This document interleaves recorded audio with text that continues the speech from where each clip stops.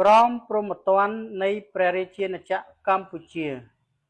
គន្ថីទី4បទល្មើសប្រឆាំងនឹងជាតិមាតិកាទី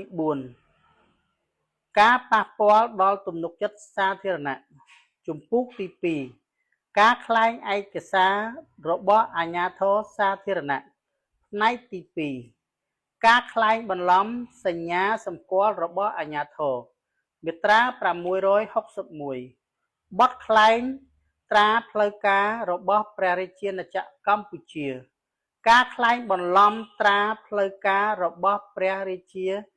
ណាចក្រកម្ពុជាត្រូវផ្តន្ទាទោសដាក់ពន្ធនាគារពី2ឆ្នាំទៅ5ឆ្នាំនិងពិន័យជាប្រាក់ពី4លានរៀលទៅ10លានរៀលមាត្រា662បទប្រើប្រាស់ត្រាក្លែងការប្រើប្រាស់ត្រាផ្លូវការរបស់ព្រះរាជាណាចក្រកម្ពុជាដែលក្លែងត្រូវផ្តន្ទាទោសដាក់ពន្ធនាគារពី2ឆ្នាំទៅ5ឆ្នាំនិងពិន័យជាប្រាក់ពី4លានរៀលទៅ10លានរៀលមាត្រា663បទក្លែងក្រដាស់ដែលមានក្បាលលិខិតផ្លូវការការក្លែងបន្លំក្រដាស់ដែលមានក្បាលលិខិតផ្លូវការប្រើប្រាស់ដោយអាជ្ញាធរសាធារណៈនោះត្រូវផ្តន្ទាទោសដាក់ពន្ធនាគារពី1ខែទៅ1ឆ្នាំនិងពិន័យជាប្រាក់ពី100,000រៀលទៅ2លានរៀលមាត្រា664បទប្រើប្រាស់ក្រដាស់ក្លែងឬមានក្បាលលិខិតផ្លូវការការប្រើប្រាស់ក្រដាស់ក្លែងដែលមានក្បាលលិខិតផ្លូវការប្រើប្រាស់ដោយអាជ្ញាធរសាធារណៈត្រូវផ្តន្ទាទោសដាក់ពន្ធនាគារពី1ខែទៅ1ឆ្នាំនិង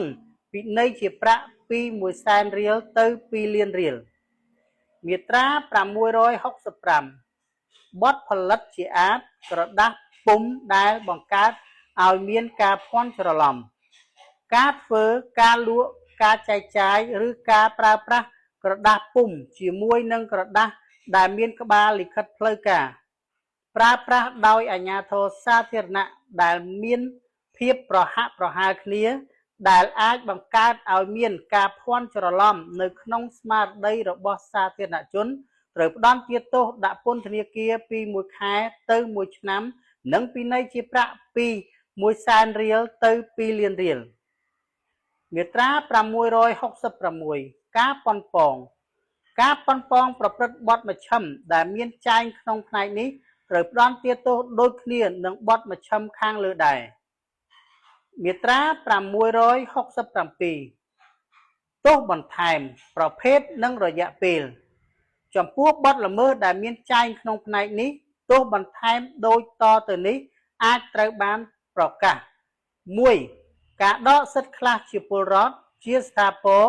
ឬសម្រាប់រយៈពេល5ឆ្នាំយ៉ាងច្រើន 2. ការហាមឃាត់ចំពោះការប្រកបវិជ្ជាជីវៈកាលបើបទល្មើសនេះបានប្រព្រឹត្តនៅក្នុងការប្រកបវិជ្ជាជីវៈឬនៅក្នុងឱកាសនៃការប្រកបវិជ្ជាជីវៈនេះជាស្ថាពរឬសម្រាប់រយៈពេល5ឆ្នាំយ៉ាងច្រើន 3. ការហាមឃាត់ចំពោះការស្នាក់នៅសម្រាប់រយៈពេល10ឆ្នាំយ៉ាងច្រើនចំពោះបទឧក្រិដ្ឋឬសម្រាប់រយៈពេល5ឆ្នាំយ៉ាងច្រើនចំពោះបទមជ្ឈិម 4. ការរឹបអូសឧបករណ៍សម្ភារៈឬវត្ថុណាមួយដែលប្រើសម្រាប់ប្រព្រឹត្តបទល្មើសដែលមានគោលដៅប្រព្រឹត្តបទល្មើស